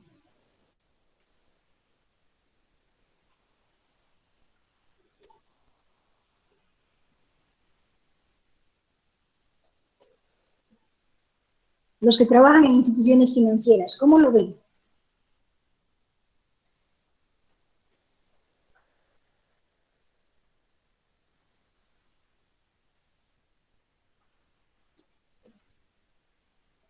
Hola. Licenciada. Dime. A ver, en la entidad financiera donde yo trabajo, efectivamente, ¿no? Con todas estas nuevas medidas que ha lanzado el gobierno y demás, sí podría existir un tema de liquidez en un futuro, si es que la entidad financiera no adopta ciertas medidas que le permitan obtener recursos líquidos y poder de esta forma cumplir con sus obligaciones. Yo creo que la mayoría de las entidades financieras están tienen la misma problemática, ¿no? Y están visualizando un posible tema de liquidez en las entidades, ¿no? Y tienen ya que implementar ciertas medidas o activar sus planes de contingencia de liquidez para justamente no incumplir con las obligaciones de corto plazo que tienen. Exacto. ¿Y sabes cuál es el problema? Instituciones grandes, instituciones con buena espalda, pueden estar 6 meses más quizás sin recuperar intereses, pero las instituciones pequeñas no van a poder. La carga operativa es bastante alta. Entonces, ahí se pone en riesgo más para instituciones pequeñas. Las instituciones grandes, dado que hay nuevos fondos, van a negociar con sus proveedores, sus préstamos van a ser a plazos mucho más largos, y ya están empezando a colocar también los bancos, o sea, los bancos ya también están colocando créditos porque quieren generar ingresos. Ahorita los bancos van a empezar a colocar. A ver, ¿qué le conviene a una institución financiera? A una institución financiera le conviene, por un lado, colocar créditos ahorita, que si yo coloco, no sé, por decir a Ingrid, que con la que estábamos conversando, Ingrid viene al banco X, y me dice, por favor, necesito un crédito. Yo nunca he sacado en esa institución, pero quiero un crédito, yo soy asalariada de esta institución y tengo esto. Perfecto. Y le doy un crédito. Si le doy un crédito a Ingrid, ¿cuándo me va a pagar? Si le doy ahora un crédito. A ver, ¿cuándo me pagaría? Si digamos hoy día es 18 de enero y quiero un crédito para 2 años, ¿cuándo me empezaría a pagar? Como es un cliente nuevo, no va a estar, no es cartera diferida, yo le doy el crédito y me va a pagar pues el 18 de febrero, y el 18 de marzo, y el 18 de abril, y cada 18. Yo como banco voy a recibir ingresos desde el otro mes. Pero ¿qué tal si viene, a ver, vamos a poner solo de ejemplo, Alejandra Rojas, que también está en el grupo, viene y me dice, mire, yo me he hecho diferir, tengo diferidos 5 meses que no pago, pero quiero refinanciarme. ¿Ya? ¿Cómo no? Le digo, ¿cómo no le voy a refinanciar? ¿Qué actividad tiene? Tengo esta actividad, tengo esto. Perfecto. Y le refinancio. Y me dice, ¿sabe qué? Yo me voy a acoger al decreto y quiero mis 6 meses de gracia. ¿Cómo no? Hay un decreto, le voy a tener que dar los 6 meses de gracia. ¿Cuándo me va a empezar a pagar? De aquí a 6 meses, ¿no? Entonces, ¿qué le conviene al banco en términos de liquidez? ¿Refinanciar, reprogramar sus créditos o colocar a clientes que no tienen créditos diferidos nuevos? ¿Qué opinan de eso?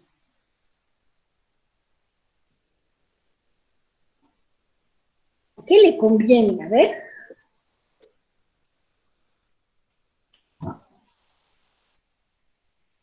Definitivamente colocar créditos nuevos. ¿Te conviene ahorita colocar créditos nuevos porque me va a pagar ya el otro mes, voy a tener ingresos, con eso voy a poder solventar, porque si refinancio me va a pagar en 6 meses, y no. Pero para colocar ahorita, esto es un círculo, ¿no? Y para colocar ahorita un crédito necesitas captar. Entonces, ahora es el rol importante de los asesores. ¿Sí? ¿Hay que colocar nuevos? Sí. Ahorita los bancos están empezando a colocar. Quizás no tan nuevos, ¿no? Quizás clientes conocidos que saben cómo pagan, porque imagínate colocar en que no te paguen, muy complicado también. Pero ya están empezando a colocar porque necesitan liquidez pronta. Porque el sistema financiero, si se queda sentadito y reprogramo, refinancio, y me pagan de aquí a 6 meses sería esto julio. ¿No? Para julio, a ver, febrero, no, le voy a dar su cuota, si digamos desembolso hoy día, por decir, 18 de enero, me tuviera que pagar el 1 de marzo, más o menos a punto los primeros días del mes, pero no me va a pagar marzo, abril, mayo, junio, julio, agosto, septiembre. El 1 de septiembre me estaría pagando. ¿Se imaginan que yo haga todo eso y que el sistema no me genere ingreso? Como entidad financiera, ahorita sí tengo que reconvertir mi cartera, sí tengo que solucionar mi cartera diferida, pero la liquidez, ¿qué? ¿De dónde? O lo que voy a tener que hacer es poner unas tasas de interés que también voy a tener que pagar después para captar ahorros, captar DPFs, y así tener la liquidez y poder prestar. O sea, el trabajo del asesor es un trabajo integral en esos momentos. ¿Vas a colocar? Sí. ¿Vas a reprogramar? Sí. ¿Vas a refinanciar? Sí. Pero tienes que captar. Y creo, no sé si me equivoco, a ver, ustedes me dicen, que quizás lo más importante es, antes de reprogramar, antes de refinanciar, sería pues que pague. Si mi cliente empieza a pagar este mes, listo, tengo la liquidez, y no voy a tener mora, y no voy a tener soluciones. Quizás es negociar bien con los clientes para que empiecen a pagar, ¿no? Y entonces, es todo el enfoque, todo lo que estábamos hablando estos días del curso, es el enfoque de liquidez, ¿no? Liquidez, solamente estamos pensando en la liquidez. Entonces, es un reto para el sistema financiero cómo enfrento ese problema. Pero la verdad aquí va a primar el ingenio, las ideas locas para ver qué hago, pero no puedo estar pues sin ganar 6 meses más, en septiembre me estaría pagando la gente y eso es demasiado. ¿Y qué hago? La institución financiera no va a esperar sentadita. Por eso les digo, esta situación, esta disposición a las instituciones más pequeñitas, a las IFDs en algún caso, quizás alguna cooperativa pequeña, les puede afectar más que a las grandes. Las grandes van a hacer algo como gremio, ¿no? Y como gremio no están de acuerdo, ¿no? Están haciendo sus representaciones también. Entonces, no sé, ¿qué opinan de esta partecita? ¿Lo ven así como yo lo estoy viendo o no?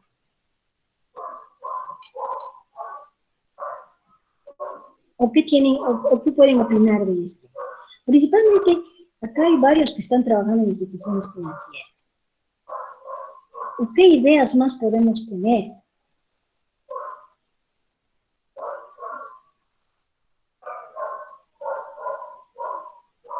Hola, a ver, aquí tenemos a Silvia Vidal. Silvia, ¿tú qué opinas, Silvia? O está también ahí Alejandra Rojas, Erlan, Almendras. Ahora, no sé si están o no están. Quizás están registrados, pero no están participando. Dime, ¿quién está interviniendo? Dime, te escucho.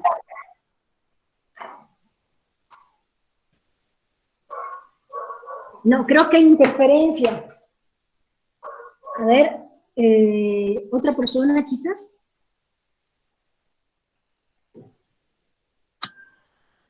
Licenciada, le habla Litsi Rodríguez. Litsi, ¿cómo estás? Bueno, es verdad de que se va a notar de aquí a unos 3, 4 meses la falta de liquidez en las cooperativas y IFDs en las entidades más pequeñas, ¿no? Los bancos tal vez robustos van a poder sobrellevar, pero yo creo que aquí va a influir bastante el trabajo de los oficiales, de hablar con sus clientes, y hay clientes que pueden estar pagando y hacerles entender que este diferimiento no es que no van a pagar, sino a largo plazo, pero si tienen la posibilidad, que lo paguen, hacerles entender, ¿no? Y eso puede ayudar tal vez a que las entidades no queden, les falte la liquidez necesaria. Comparto plenamente contigo, Litsi. Definitivamente, en esta etapa, el rol del asesor, del oficial, es fundamental. Es fundamental. El rol en el sentido de que tiene que conocer su cartera. Y la verdad, los clientes hacen lo que le dice su asesor. O sea, si el asesor va a ir y le va a decir al cliente, mira, efectivamente te has diferido, eso está aquí abajo, tienes que empezar a pagar, no tienes un centavo más adicional, solamente deberías tu cuota de este mes, como era antes. Y si no pagas ahora, ¿qué va a pasar? Este dinero va a seguir generando un interés, igualito va a generar, solamente que cuando empieces a pagar, vas a pagar lo que tenías que pagar, más lo que se ha generado de interés. Si no estás pudiendo pagar un mes, se te va a acumular 4 meses. Esos 4 meses lo voy a tener que dividir y vas a empezar a pagar, pero vas a pagar más, ¿no ve? Y mira que has estado trabajando, que tu negocio ya está mejorando, no sé qué. Y si les hablamos, definitivamente yo creo que hay gente que si entiende, va a pagar. Por ejemplo, el paro de transporte que tenía que ver mañana, no lo ve porque dice que hay gente que sí puede pagar, que ya ha trabajado, que tiene para este mes, no ha pagado todos sus meses, pero tiene para este mes, y no va a haber, ¿no es cierto?, mañana el paro de transporte. Entonces, yo considero realmente que es importante lo que dice Nancy.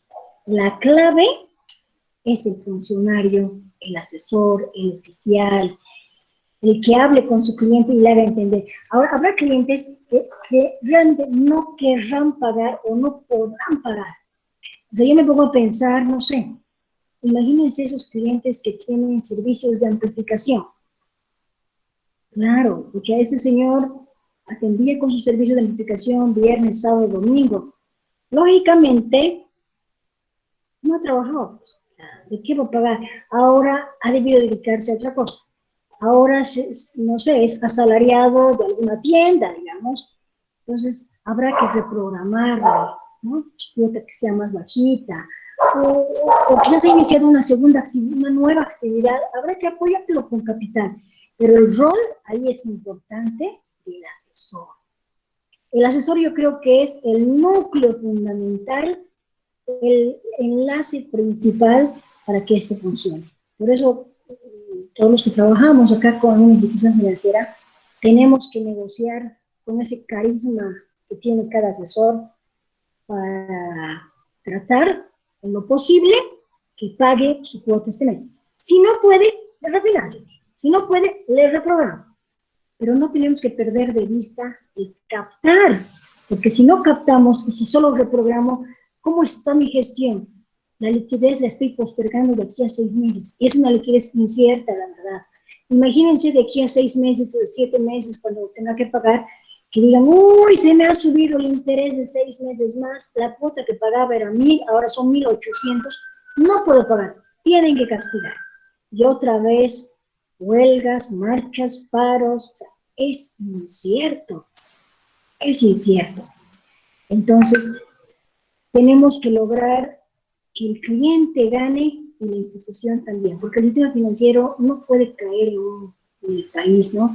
El sistema financiero es lo que mantiene a un país. Entonces, hay que buscar un sano equilibrio entre el cliente y la institución financiera. Está muy bien. Muchas gracias, Liz. Yo comparto plenamente con lo que acabo de decir. Bueno, les quiero mostrar, este es un plan de contingencia real de una institución financiera. No es un banco, es una institución, es una IFD, pero nos va a dar una idea de cómo se hace un plan de contingencia. Aquí está. ¿Qué versión es? ¿Quién tiene que aprobar? El director.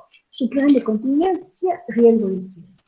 Aquí hay una serie de controles de cambios. La primera versión, la segunda, esa institución desde el 2015, todas las versiones que ha ido haciendo de su plan de contingencia y qué cosas ha ido cambiando, ¿no? Aquí tiene una primera versión, aquí ha puesto una codificación y aquí en el último ha puesto incorporación del escenario de liquidez en riesgo como gatillador para la activación de un plan de contingencia. Entonces, de acuerdo a la sección 3, capítulo 3, ha incluido eso en su plan de contingencia. Aquí clasifica la información, tiene esos 3 tipos de información, esto ya lo veíamos en la divulgación, de a quiénes va a entregar. Este es el contenido de este plan de contingencia. Pero lo vamos a ver más chiquito para que podamos verlo completo. Ahí está. Primero, esto lo han dividido en esta institución en 5 capítulos. El capítulo 1, consideraciones generales. Aquí han puesto la introducción, el marco normativo, los objetivos, el alcance, definiciones, aprobación y actualización y revisión. Esto es un poco más genérico. En el capítulo 2 han puesto responsabilidades y funciones. En el capítulo 3 ya la ejecución del plan de contingencia. Situaciones que activan el plan de contingencia, cuál es la línea de defensa de esta institución, cuál es la responsabilidad de la línea de defensa, quiénes van a ejecutar el plan, qué procedimientos, qué secuencias se van a utilizar, qué tareas operativas van a utilizar para ejecutar el plan, cuál es la estrategia comunicacional. Van a analizar los costos, van a ver que hay una consistencia en este plan de contingencia y luego va a haber un mecanismo de verificación. Entonces, es así como se divide un plan de contingencia. En consideraciones generales, ahí está una introducción. Vamos a ir leyendo algunas partes, no lo vamos a leer todo porque es largo, pero podemos ir viendo. De acuerdo a lo dispuesto, dice en el artículo 5, título 3, directrices básicas de gestión de riesgo y liquidez, las entidades de intermediación financiera deben formular un plan de contingencia. El plan de contingencia está instruido para mitigar efectos adversos de crisis de liquidez. Bajo este contexto se elabora el presente documento. Y aquí está. El marco normativo, aquí está. Nos estamos basando, dice, en la Ley de Servicios Financieros, la Ley de Bancos, la Directriz Básica de Gestión Integral de Riesgos, Directrices Básicas de Gestión de Riesgos de Liquidez, Manual de Procedimientos de Gestión de Riesgos de Liquidez, Políticas de Gestión de Riesgos. De esto yo les he pasado las directrices y el título 3, ¿no?, de la Ley de Servicios Financieros, de la Ley de Riesgo de Liquidez. Los objetivos es definir un plan de contingencia. Los alcances. Aquí pone una serie de un glosario de los términos más importantes. ¿Qué es riesgo de liquidez? ¿Qué es liquidez? ¿Qué son activos líquidos? Que todo esto está igualito, quizás un poquito más está acá, en el título 3. La aprobación, esto es parte del manual de políticas aprobado por el director. Responsabilidades, recuerden esto, veíamos. ¿Qué responsabilidades tiene el gerente general? Está todas las responsabilidades que tiene el gerente general. Proceso de ejecución del plan de contingencia. Así, aquí dice, existen diferentes situaciones que pueden demandar la aplicación de un plan de contingencia. Estas situaciones pueden ser ocasionadas por factores externos o factores internos. Ejemplo, factores externos, liquidez en el sistema financiero en su conjunto. Esto ahorita no hay. Expectativas sobre la permanencia de una situación crítica en el tiempo.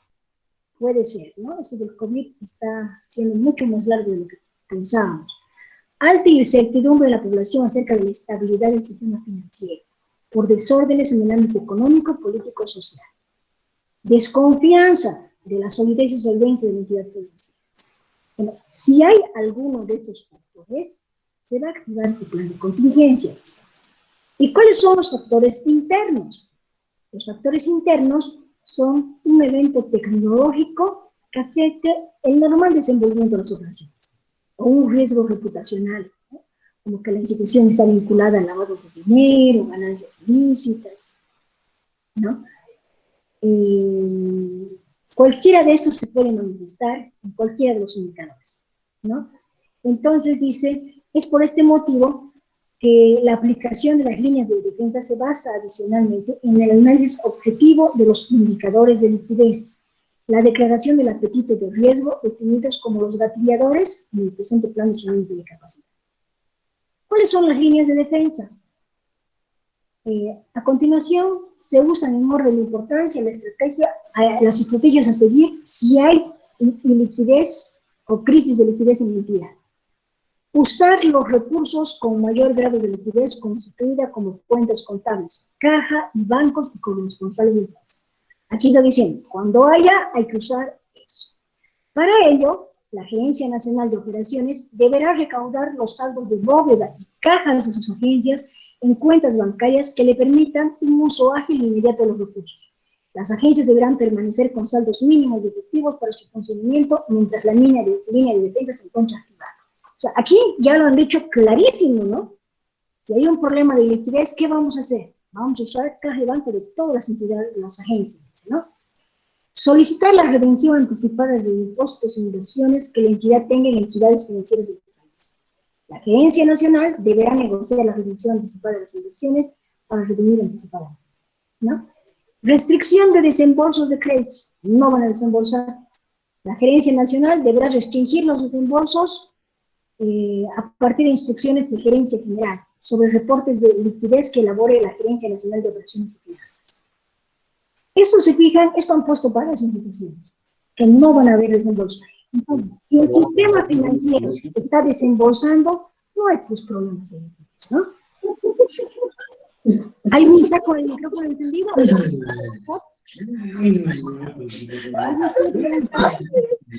¿Quién está con el micrófono encendido, por favor? ¿Me ayudan? ¿Quién está ahí? Por favor. No sé si alguno de ustedes ve que está con el micrófono encendido. ¿Me avisan quién es? Naida. Naida, por favor, porque si no, no van a escuchar acá. Ya. Hacer uso de los saldos de líneas de crédito contratadas. Esa institución seguramente tiene líneas de crédito, hay que utilizarlas. La entidad mantendrá un margen de $1.500.000 en saldos de las líneas destinado para capital de operaciones o como inversiones temporarias y permanentes como utilizable para eventuales situaciones de liquidez en riesgo. Este monto será revisado anualmente en base a las obligaciones sociales. ¿Cuál es la responsabilidad de las líneas de defensa?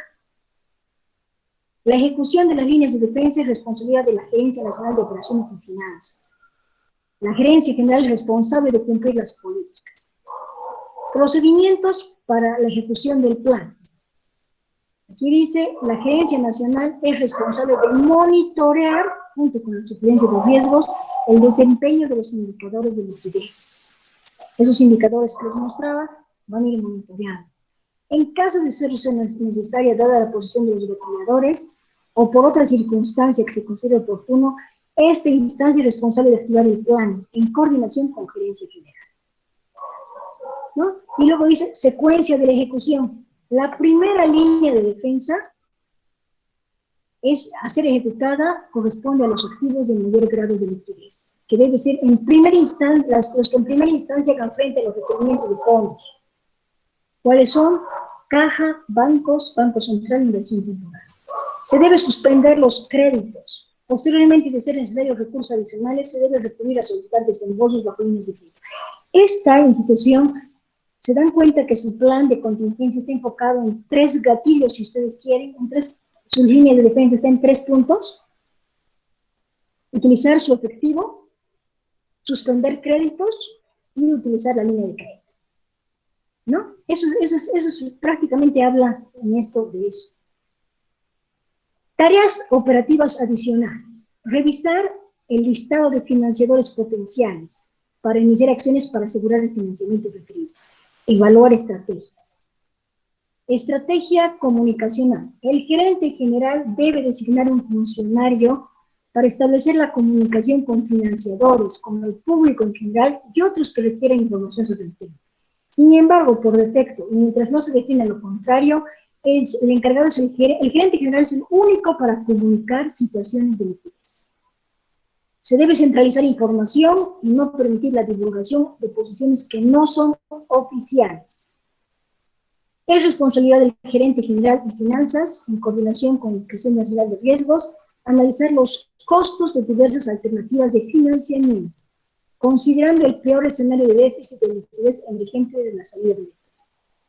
Pruebas de consistencia. Anualmente, y con el fin de asegurar la consistencia del plan de contingencia, la Subgerencia de Riesgos realiza las pruebas necesarias y remite informes al Comité de Riesgos.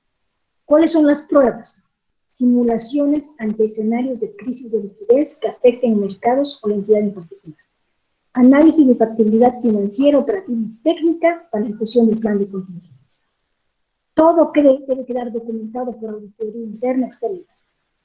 La Sugerencia Nacional de Auditoría Interna es la instancia encargada de verificar todo lo anterior, en los plazos determinados. Bueno, esto les quería mostrar para que vean algo real. Esto es real, ¿ya? Esto no es por fines... les he querido yo mostrar esto para que ustedes sepan cómo se arma un plan de contingencia, ¿no? Y aquí están las estrategias, y en este caso en particular esta institución, les decía, una vez que ha analizado sus factores externos e internos, tiene tres elementos, ¿no? Ante situaciones de liquidez, primero vamos a hacer esto, Segundo, vamos a hacer esto de los créditos. Y tercero, las líneas de crédito. Y ahí dice, ¿no? Hay que hablar con los financiadores. El que va a divulgar esto va a ser tal persona. Fíjense, así de detallado, ¿no? Entonces, eso quería mostrarles. ¿Han visto, no? Lo que les he mostrado. Sí, Magister. Ustedes. Allá. ¿Cómo no me dice? Ya. Entonces, eso les quería mostrar, porque a veces cuando uno ve este tipo de cosas así más reales, más palpables, entiende mejor, ¿no? Entiende mejor. Entonces, por eso les quería mostrar este plan de contingencia. ¿Qué les ha parecido?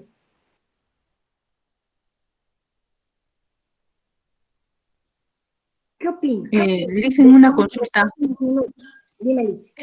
Este plan de contingencia tiene que ser remitido a la ASFI para que lo apruebe después de que la entidad haya aprobado con su directorio. Sí, y tiene que estar basada en toda la normativa.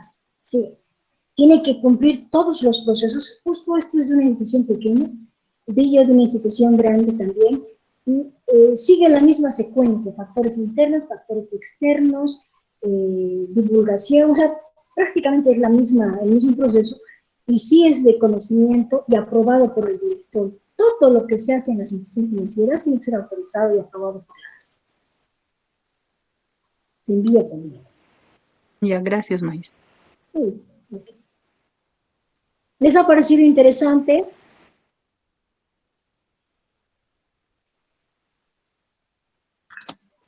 Creo que va a ser muy útil para esta temporada, dicen.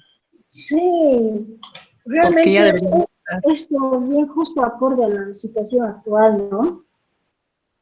Sí, definitivamente. Bueno, muchas gracias. Van a disculpar el retraso, si tiene una eventualidad, pero bueno, hemos más bien concluido el tema que teníamos previsto para ahora. Nos hemos excedido un poquito, pero bueno, a veces hay contingencias de ese tipo. Bueno, muchísimas gracias. Aquí nos está diciendo Félix, faltan los gatilladores cuantitativos. Félix, ¿cuáles son?